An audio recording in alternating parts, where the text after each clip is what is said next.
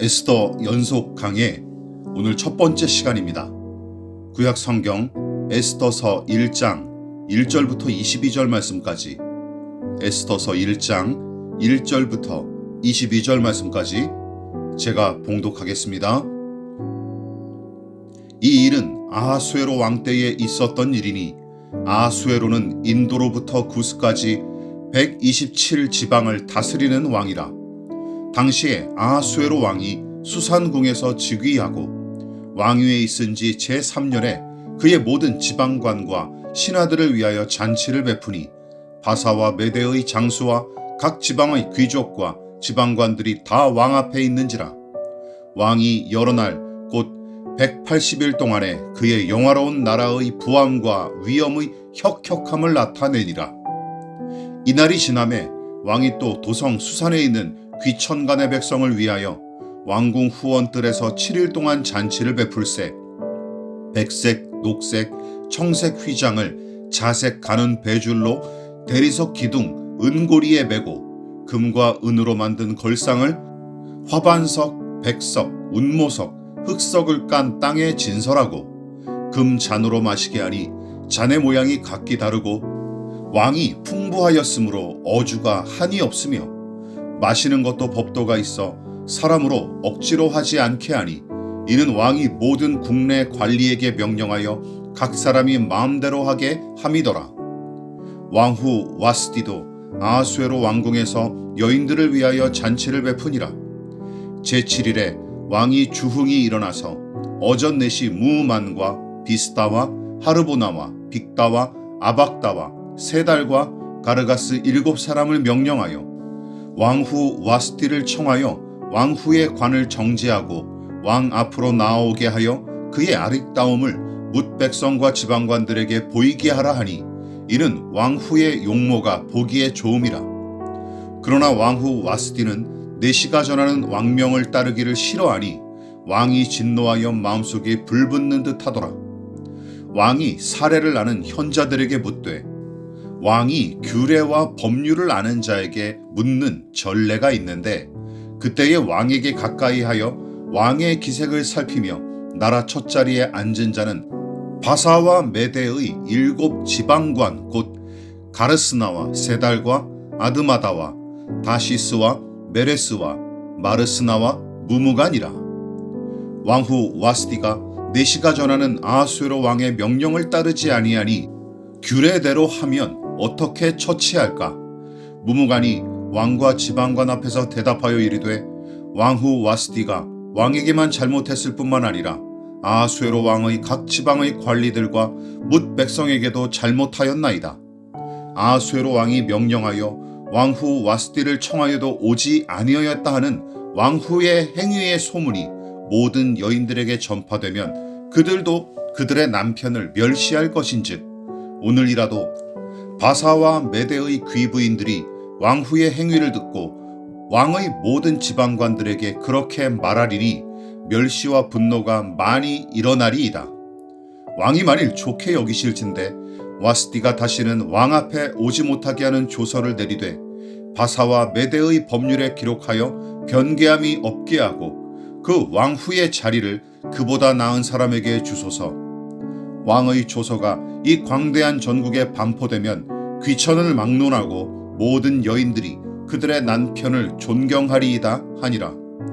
왕과 지방관들이 그 말을 옳게 여긴지라. 왕이 무무간의 말대로 행하여 각 지방 각 백성의 문자와 언어로 모든 지방에 조서를 내려 이르기를 남편이 자기의 집을 주관하게 하고 자기 민족의 언어로 말하게 하라 하였더라. 오늘부터 구약 성경 에스더서를 연속 강해하면서 함께 말씀의 은혜를 나누도록 하겠습니다. 주중설교 에스더서 연속 강해 첫 번째 시간은 보이지 않으나 일하시는 하나님이란 제목으로 함께 말씀의 은혜를 나누도록 하겠습니다. 구약 성경에서 여성의 이름을 내세워 기록한 성경이 2권인데 바로 룻기와 에스더서가 그러합니다. 에스더서의 명칭은 본서의 주인공인 에스더, 페르시아어로는 별을 의미하고 히브리 명은 하다사라는 이름에서 비롯된 것입니다. 본서는 에스더와 그의 사촌 모르드게를 중심으로 전개되는 이야기인데 남유다가 느부갓네살에 의해 멸망당했을 때 바벨론의 포로로 잡혀온 유대인의 후손으로서 바벨론에서 태어났을 거로 추측하는 인물이 바로 본서의 이름이자 주인공인 에스더입니다. 에스더는 부모를 일찍 여의었기 때문에 모르드게가 부모처럼 그를 양육했던 것으로 보이죠. 또한 에스더서는 페르시아 아하수에로 왕, 세계사에서는 크세르크세스 1세가 통치했던 시기라는 역사적 배경을 가지고 있습니다. 또한 이 책은 느헤미야서 뒤에 나오지만 그 사건은 느헤미야서보다 대략 30년 정도 앞선 거로 알려져 있죠. 그래서 수룹바벨이 주도하여 일어난 1차 포로 귀환 이후 그리고 에스라와 느헤미야가 이끈 2, 3차 포로 귀환 전에 기록된 성경이라는 의견이 대부분의 신학자들이 합의하는 것입니다. 그리고 대학살의 위기에서 유대 민족이 구원을 얻는 이야기인 터라 지금까지 이어지는 불임절이라는 명절은 에스더를 통해 이루어진 구원을 기념하는 날로서 유대인들이 유월절 축제 다음으로 매우 중요하게 여겨 기념하는 절기이며 에스더서는 유대인들에게 가장 많이 사랑받고 또한 널리 알려진 책이라고 합니다. 그래서 중세의 유대 신학자였던 마이모니데스는 에스더서를 성경 가운데 최고의 책으로 여긴다고 평가했었습니다. 또한 에스더서는 시작부터 끝까지 10번의 잔치가 벌어지고 그 잔치를 통해 살육과 구원의 희비가 교차하는 바람에 혹자는 이 책을 잔치의 책으로 부르기도 하죠. 본문에서도 마찬가지입니다. 서두부터 아하수에로 왕이 벌인 잔치로 이야기가 시작됩니다. 페르시아 제국이 융숭했던 시기에 다스리던 왕들이 잔치를 베풀면 보통 1,500여 명을 초청하여 자기의 권세를 과시했다고 하죠. 그래서 본문에도 아하수에로 왕은 장장 6개월에 걸쳐 제국의 각 지방의 관리들을 초청하여 잔치를 베풀었고 수산 궁궐 내부에 있는 백성을 불러 모아 막바지 잔치를 7일 동안 진행했죠. 그러던 와중에 왕후인 와스티도 다른 여인들을 위해 왕궁에서 따로 잔치를 베풀고 있었던 때였는데 왕후의 미모를 백성 앞에 자랑하고 싶어서 어전 내시 7사람을 보내어 예복을 차려입고 왕 앞에 나오도록 명령을 했죠. 그런데 왕후 와스티가 왕명을 거절하는 사태가 벌어집니다. 이에 아하수에로 왕은 굉장히 분노했고 아예 부인이자 왕후인 와스티를 어떻게 처리할 수 있을지에 관해 현자들에게 자문하는 일이 벌어집니다. 왜냐하면 이 사건은 정치적으로 미묘하게 여러 가지 문제를 떠안고 있기 때문이었죠.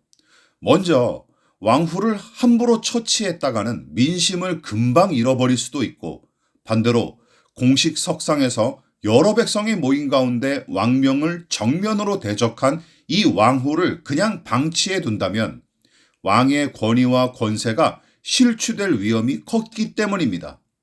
그래서 민심을 잡되 왕의 권위를 실추시키지 않을 방도를 찾으려고 자문한 것이죠.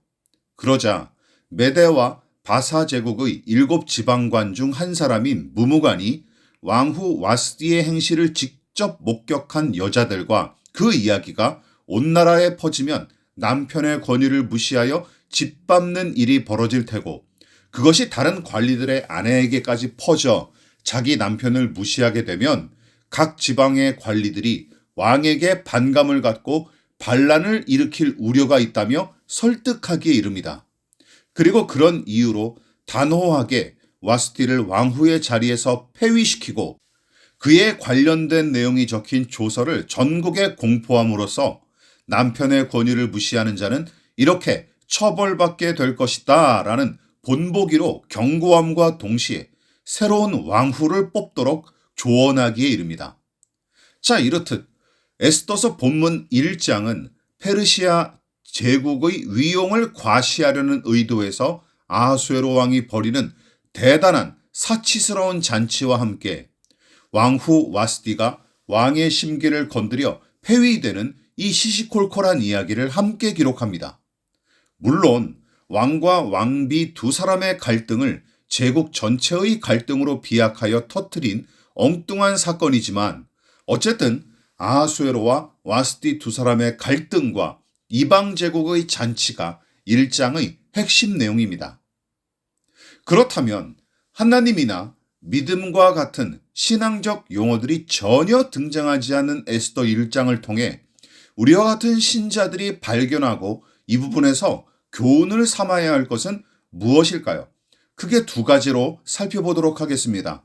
첫째, 하나님과 진리의 유일성, 그러나 표현의 다양성을 우리는 염두에 두어야 합니다. 여러분, 에스더서의 중요한 특징 중 하나가 무엇입니까? 이것이죠. 전체 내용을 통틀어 하나님이나 여호와, 주님이라는 말이 단 한 번도 등장하지 않습니다. 게다가 1장은 믿음의 사람인 에스더나 모르드게 같은 사람도 전혀 등장하지 않고 언급조차 없죠. 그저 페르시아 제국의 아하수에로 왕의 사치스러운 잔치와 왕후인 와스드의 반항으로 야기된 갈등과 폐위의 과정만 나타내고 있을 뿐이죠. 그래서 하나님에 대한 직접적인 언급이 없고 잠언과 전도서나 시편이나 로마서처럼 구체적인 영적 교훈을 얻기가 어려운 게 사실입니다. 그런데 그 이유를 들어 어떤 신자들은 에스더서를 폄하하기도 하죠. 그런 이유로 평가절하하거나 폄하된 성경은 에스더만이 아닙니다. 여러분, 하나님을 향한 욥의 불평과 그의 새 친구의 오해가 난무하는 욥기서는 1장과 2장에 등장하는 욥의 멋진 신앙 고백과 마지막 42장에 욥의 인내와 신앙에 대한 넉넉한 보상에 대한 기록이 있는 그 내용만 기대하면서 단지 3장만 신자들이 주로 애독하죠. 두 여자의 일대기가 담긴 룻기와 한 장짜리 선지자인 오바댜는 분량이 적고 규모가 작아 성경에 있는 줄도 모르는 신앙인이 꽤 많습니다. 또한 족보와 제사법을 처음부터 끝까지 나열한 레위기와 민수기는 지루하기 짝이 없고 남녀의 사랑에 대해 노골적으로 표현한 아가서는 거기에 무슨 하나님의 성품과 일하심이 있는지 모르겠다며 천박하고 음란한 책으로 치부하는 사람들도 있었어요. 하나님의 심판과 징계, 그리고 망하는 나라를 향한 선지자들의 피 맺힌 절규와 슬픔 가득한 선지서들은 긍정적이지 않고 정신건강에 해롭다는 생각에 꺼리는 신자들도 허다합니다. 언급한 성경 모두 이런저런 이유로 요즘 신자들에게 읽히지 않는 책들이고 비유하자면 올림픽의 비인기 종목과 방불한 책들입니다. 그래서 오히려 에스더 같은 책들이 소중합니다. 왜 그런 줄 아십니까? 하나님의 성품과 일하심은 너무나 다양하고 다채로우며 죄인들 혹은 신자들일지라도 그 행하심과 일하심, 그 성품을 다 감지하거나 다 간파할 수 없기 때문이죠. 그리고 하나님을 아는 지식은 설명문처럼 정의하고 해설하는 것만은 한계가 있습니다. 하나님과 인간, 그리고 인격을 지닌 존재는 이성적인 설명만으로 다 헤아릴 수가 없어요. 예를 들어 보십시다. 사랑이라는 말을 생각해 보십시오. 사랑에 대한 사전적 정의와 의미가 필요하긴 하나 그것이 사랑의 전부는 아니지 않습니까? 그 사랑을 노래 부르고 시로 적어 표현하는 방법도 필요한 것이죠. 또한 사랑하는 사람에게 사랑한다 하고 직접 말할 수도 있겠지만 더불어서 노래와 시, 그리고 눈빛과 표정, 꽃과 같은 선물로도 전하고 또한 느낄 수 있기 마련입니다. 그만큼 사랑이란 크고 깊고 넓고 다채롭기 때문이죠. 하나님과 그 진리도 마찬가지입니다. 예수 천국, 불신 지옥, 주는 그리스도시요 살아계신 하나님의 아들입니다라는 고백처럼 신앙을 간단 명료하게 표현할 때만 하나님의 진리를 바르게 나타내고 다 표현할 수 있다고 생각하면 착각입니다. 그래서 성경은 율법서와 잠언과 같이 정돈된 법과 규칙 또한 명정한 교훈 등을 나열한 말씀만이 아니라 시편처럼 문학적인 표현을 통해 하나님의 성품과 행하심을 풍부하게 기록하기도 한 것입니다. 그리고 모세와 엘리야처럼 한 나라와 왕과 같이 규모가 큰 상대를 향해 하나님의 뜻을 전하기도 할 뿐더러 어떤 때는 작은 한 가정과 한 사람을 통해 하나님의 은혜와 영광을 드러내는 룻기와 빌레몬서 같은 이야기도 허다합니다. 이처럼 하나님, 믿음, 예배, 성령 충만, 복음과 같은 단어를 쓰지 않으면 기독신앙과 관계없다는 생각을 배격하는 성경이 바로 에스더서죠. 그러므로 기독교적인 용어를 남발한다고 해서 신령한 게 아닙니다. 또한 기독교인이란 타이틀과 그런 용어들을 사용하는 것이 저절로 하나님과의 충만한 관계를 보장해 주지 않아요. 하나님의 뜻과 진리를 마음판에 새기고 순종하는 삶이야말로 진정한 믿음이고 신령한 삶이죠. 그래서 하나님과 세상 앞에서 얻을 수 있는 정당성은 기억하십시오. 기독교적 용어를 사용하고 그리스도인이란 타이틀 때문에 저절로 주어지는 게 아닙니다. 하나님 나라의 복음을 분명한 말씀으로 가르치시되 당신에게 나오는 고아와 과부와 세리와 창기들을 끌어안아 영접하셨던 예수님을 떠올려 보십시오.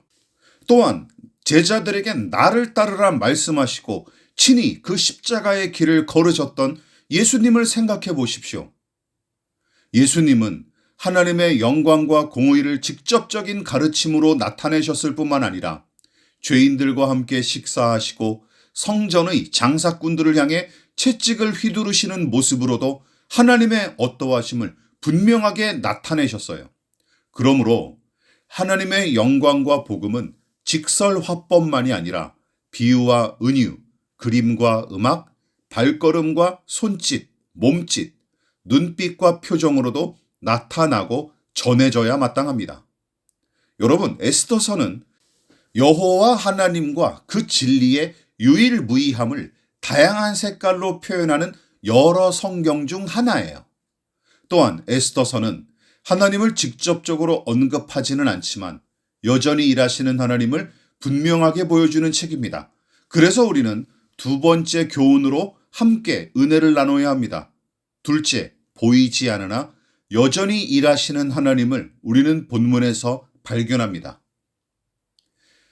에스더서는 다니엘처럼 이스라엘과 유다 땅이 아닌 포로가 되어 끌려온 바벨론과 페르시아 땅에서 이방인 왕의 통치를 받던 중에 일어난 이야기를 기록한 성경이에요. 게다가 하나님이 직접 나타나 말씀하시거나 그분에 대한 구체적인 언급이 하나도 등장하지 않는 이상한 성경입니다. 그래서 자칫 모르드게와 에스더의 영웅적인 행위를 찬양하기 위한 책으로 오해할 소지도 많죠. 마치 일제 치하에 불이하게 지배받던 시대의 아픔을 극복하고자 목숨을 걸고 고군분투했던 독립투사들처럼 그들을 그렇게 생각하면 안 된다는 것입니다. 어떤 목회자들은 자꾸만 일제 치하와 유대의 포로기를 자꾸만 똑같이 비교해서 평가하는 사람들이 있는데 각각의 역사적 정황과 맥락을 배제한 채 기계적으로 비교하는 것이야말로 우스꽝스러운 일이 아닐 수가 없습니다. 그러므로 에스더와 모르드게를 그런 독립투사들과 비교하는 것 자체가 어불성설입니다. 그러나 결국 에스더와 모르드게가 자기 민족을 대학살에서 구원을 받아 안위를 보장받을 수 있었던 실제적인 요인은 바로 아하수에로 왕의 결정이었습니다. 그래서 에스더서를 읽다 보면 수산궁과 아하수에로 왕 그리고 에스더의 이야기에는 하나님이 조연이나 단역조차 끼지 못한 것 같은 인상을 주죠. 실제로 남유다는 패망했고 머나먼 이역만리의 포로로 끌려온 유다 백성과 고난에 직면했던 그 당시 신자들은 하나님을 마치 구경하는 방관자 아니면 말없이 숨어 계시는 분처럼 여겼을 테죠.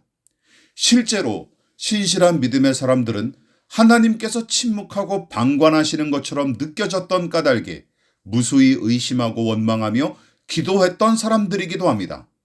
그 대표적인 고백이 시편에도 여러 군데 등장합니다.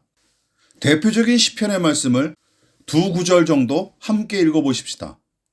여호와여, 어찌하여 멀리 서시며 어찌하여 환난 때에 숨으시나이까? 여호와여, 어찌하여 나의 영혼을 버리시며 어찌하여 주의 얼굴을 내게서 숨기시나이까?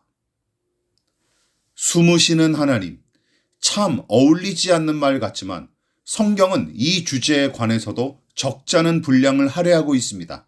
게다가 많은 신자가 치열하게 고민하며 기도했던 내용 중 하나가 바로 이것이죠. 사람은 직접 보고 듣고 느껴야 확신하고 안심할 수 있는 존재입니다. 그런데 눈과 귀로 확인할 수 없고 느낄 수 없으면 의심이 생기고 갈등은 증폭되죠. 사람과 사람 사이의 관계뿐만 아니라 하나님과 사람 사이의 관계에서도 마찬가지입니다. 그런데 하나님은 우리의 모든 것을 다 아시고 중심까지 보시는 분이시기 때문에 의심이나 갈등을 품으실 리가 없습니다. 문제는 어디에 있습니까? 바로 사람이 문제죠.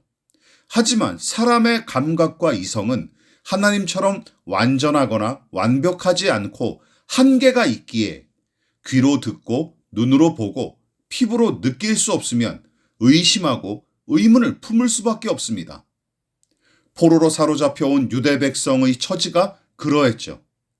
남유다가 패망하고 그들이 포로가 되어 이곳 바벨론까지 끌려온 비참한 처지, 하나님을 아예 모르고 아예 그분을 섬기지 않은 페르시아 제국의 부강함을 똑똑히 지켜봤던 그들, 또한 오랫동안 이어지는 아수에로 왕의 사치스러운 잔치자리 등등 그 처지와 돌아가는 형편을 바라봤던 유대 백성은 하나님은 숨어 계시거나 돌아가셨겠구나 하고 여겼을 테죠. 혹은 그들은 하나님을 페르시아와 아수에로가 섬기는 신보다 능력이 모자란 신으로 여겼을지도 모릅니다. 화려한 잔치자리에 초대받지 못한 유대인 포로들처럼 하나님도 수산 궁궐에 초대받지 못해 궁궐 대문 근처에서 허접스럽게 맴돌고 계셨던 것은 아니었을까? 아마도 그들은 충분히 그렇게 생각했을 거예요. 요즘 우리도 그런 비슷한 처지에 놓여 고민하기 일쑤입니다. 우리는 자꾸 상상하죠.